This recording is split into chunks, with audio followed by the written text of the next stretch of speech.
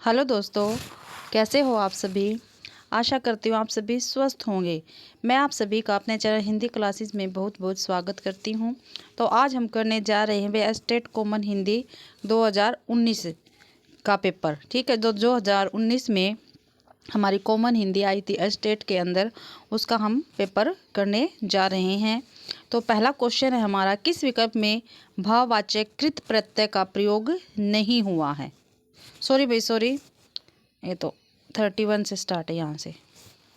ठीक है, पहला क्वेश्चन है, निम्न में पार्श्विक वर्ण कौन सा है। ठीक है, यह है, वह है, र है या ल है। तो ल हमारा क्या है, पार्श्विक वर्ण है। ठीक है भाई, ल हमारा पार्श्विक वर्ण है। और यह क्या है, ये है अर्धस्वर। क्या है भाई, अर्धस्वर है। और वह भी अर्धस्वर है। ठीक है, र क्या होता है, ये होता है लुंठित स्वर। क्या होता है भाई, लुंठित स्वर। देखो भाई मैंने हिंदी व्याकरण की शॉर्ट में छोटी छोटी वीडियो बना के आपके लिए डाल रखी है। उसमें हर एक में एक एक क्वेश्चन आपके लिए करवा रखा है और वो एक एक नंबर का क्वेश्चन है। जाके प्लीज़ मेरी वीडियो को देखिए, आपके साथ काफ़ी सारे क्वेश्चन हिंदी व्याकरण के हल हो जाएंगे। अगला क्वेश्चन है, किस विकल्प में दो उपसर्गों का प्रयोग नहीं हुआ है। किस में नहीं हुआ भाई, व्युत्पत्ति में हुआ है, व्यापादित में हुआ है, व्याधि में हुआ है, लेकिन वैनाशिक में नहीं हुआ है। 32 का डी। अगला है, किस विकल्प में अपादान तत्पुरुष का प्रयोग नहीं हुआ है। ठीक है भाई, नहीं हुआ है। तो जन्म रोगी, जन्म से रोगी, जलजात, जल से जात, राजद्रोह, राज से द्रोह, पदाक्रांत, पद से आक्रांत या पद के लिए आक्रांत। ठीक है, तो इसमें भाई हमारा जन्म रोगी क्या है, करण तत्पुरुष समास है। करण तत्पुरुष समास है और ए हमारा ऑप्शन ठीक है। अगला है, वर्तनिक दृष्टि से शुद्ध शब्द का चयन कीजिए। तो शुद्ध शब्द देखो, दृष्टव्य, परिशिष्ट, आदिष्ट, अंत्येष्टि। तो हमारा दृष्टव्य भी ठीक है। सॉरी भाई, शुद्ध शब्द बताना है। दृष्टव्य क्या है, गलत है। दृष्टव्य ऐसे आएगा वे।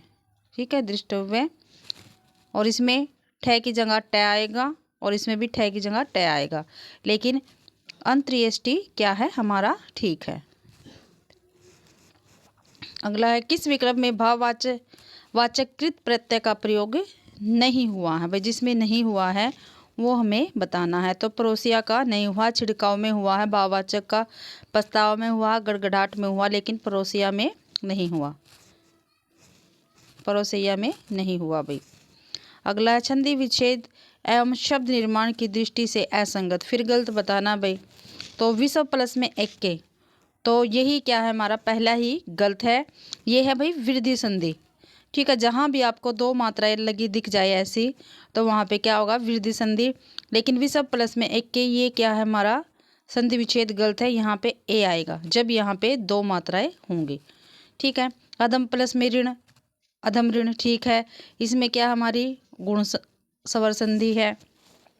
परि प्लस में कृत, परिष्कृत, इसमें हमारी व्यंजन संधि, ये भी बिल्कुल ठीक है। तत् प्लस में अनंतर, तदंतर, इसमें भी क्या हमारी व्यंजन संधि है। ठीक है भाई, अगला क्वेश्चन देखते हैं।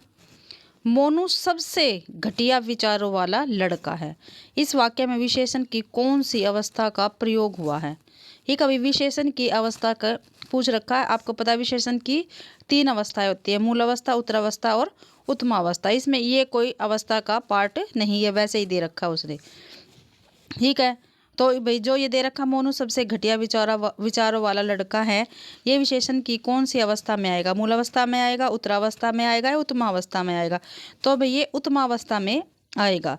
ठीक है, मूल अवस्था में क्या होता है, जो सामान्य प्रयोग किया जाता है।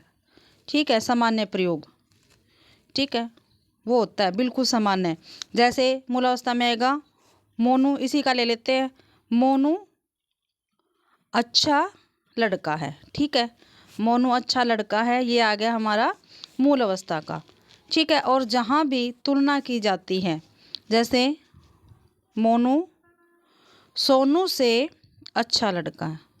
मोनू क्या है भाई? सोनू से अच्छा लड़का है। भाई एक से तुलना की गई है, ठीक है, एक से तुलना की गई, वहाँ पे आएगी उत्तरावस्था। ठीक है भाई, उत्तरावस्था आएगी वहाँ पर जहाँ पे एक से तुलना की जाती है। सामान्य हो तो मूलावस्था, और जहाँ पे सबसे बढ़िया बताया गया, सबसे घटिया बताया गया, वहाँ पे क्या आएगा? उत्तमावस्था आएगा। ठीक है भाई, अगला है,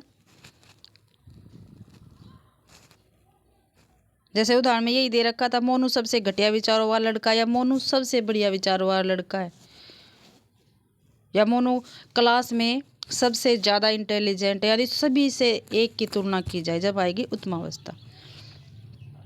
अगला हमारा भाई, संज्ञाओं की दृष्टि से असंगत विकल्प चुनना है भाई। ठीक है, जो संज्ञाएं दे रखी है उसमें से जो गलत है वो बताना है। व्यक्तिवाचक संज्ञाएं सदैव एक वचन में प्रयुक्त होती है, बिल्कुल ठीक है। व्यक्तिवाचक संज्ञाएं अनंत होती है, भी ठीक है। ईर्ष्या, रोग, जन्म, मृत्यु आदि यौगिक भाववाचक संज्ञाएं, ये क्या है? गलत है। यही क्या हमारा गलत है, और ये क्या है? ठीक है। अगला है, लिंग विचार की दृष्टि से असंगत, फिर क्या भाई? असंगत बताना है। एक 4 ऑप्शन ले लेते हैं इसके यहीं पे। पहला है फौज, भीड़, सरकार, क्या है? स्त्रीलिंग पद है, ठीक है भाई। लिंग विकारक तत्वों की श्रेणी में आता है, ये भी ठीक है। संज्ञा, सर्वनाम में विशेषण सभी शब्दों में लिंग की दृष्टि से विकार होता है, ये क्या है? गलत है। लिंग की दृष्टि से विकार नहीं होता भाई। ये सी क्या है? 39 का गलत है, और सभी ठीक है। कोयल, मैना, चील आदि शब्द नित्य स्त्री लिंग शब्द के वाचक पद होते हैं। अगला है 40वां क्वेश्चन हमारा भाई, आज का अधिकतम तापमान 35 डिग्री सेंटीग्रेड रहा। क्या है भाई वाक्य? आज का अधिकतम तापमान 35 डिग्री सेंटीग्रेड रहा। इस वाक्य में प्रयुक्त विशेषण का भेद इंगित कीजिए। ठीक है भाई, जो प्रयुक्त विशेषण है 35 डिग्री, ठीक है, वो हमें बताना है। निश्चित संख्यावाचक, ठीक है, इसमें संख्या की बात नहीं हुई है। अनिश्चित संख्यावाचक या अनिश्चित निश्चित परिमाणवाचक, तो निश्चित परिमाणवाचक बिल्कुल ठीक रहेगा। तो 40 का सी ऑप्शन हमारा ठीक है। अगला है वर्तनिक दृष्टि से अशुद्ध, जो वर्तनिक दृष्टि से अशुद्ध शब्द है वो हमें बताना है। तो पड़ोसी भी ठीक है भाई, शुद्धिजन भी ठीक है, सरलतापूर्वक भी ठीक है, और द्रवीभूत भी ठीक है। इसी के सभी ठीक है, एक भी इसमें गलत नहीं है। कभी कभी भाई शुद्धिजन को ऐसे भी लिखा जाता है, लेकिन शुद्धिजन देखो ऐसे भी लिखा जाता है और ऐसे भी लिखा जाता है, लेकिन ये ठीक है। इनमें से कौन सी भाववाचक संज्ञा का निर्माण विशेषण शब्द से नहीं हुआ है? ठीक है भाई, विशेषण शब्द से नहीं हुआ है वो बताना है हमें। नकटापन, श्यानापन, गोरापन या अपनापन। अपनापन का भाववाचक संज्ञा से निर्माण नहीं हुआ है। अगला है, क्रिया के संबंध में असंगत शब्द बताना है। गौण कर्म के साथ सदैव को चिन्ह जुड़ा रहता है तथा क्रिया से अपेक्षाकृत दूर रहता है, ठीक है। यदि वाक्य में 2 क्रम हो तो क्रिया से किसे या किसको प्रश्न करने पर जो उत्तर मिलता है वह मुख्य क्रम होता है, यही क्या हमारा गलत है। बी ऑप्शन क्या रहेगा हमारा? गलत रहेगा। ठीक है भाई, अगला है 44वां क्वेश्चन है, किस शब्द में अव उपसर्ग का प्रयोग हुआ है? भाई अव उपसर्ग का प्रयोग हुआ है वो हमें बताना है। अवाच्य, इसमें ए का हुआ है। अवचन, इसमें भी ए का हुआ है, ठीक है। ये इसमें अव का हुआ है, अव प्लस में धी, ठीक है। इसमें भी ए का हुआ, तो बी ऑप्शन हमारा ठीक रहेगा, 44 का बी।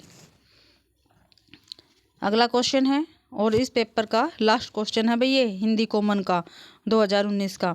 संधि की दृष्टि से असंगत यानी गलत शब्द, क्या भाई? गलत शब्द। इसमें उपनिषद प्लस में मीमांसा, निष्मीमांसा, विधिवत प्लस में मूर्ति, विधमूर्ति, षष्ठ प्लस में मास, षणमास, नहीं भाई षष्ठ प्लस में मास होएगा, तब षणमास बनेगा। सी ऑप्शन हमारा क्या है? ठीक है। तो भाई इसी के साथ ही हमारी क्लास कंप्लीट होती है।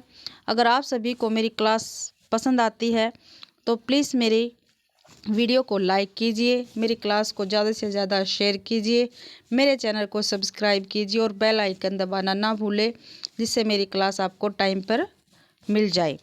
मेरी क्लास देखने के लिए आप सभी का धन्यवाद।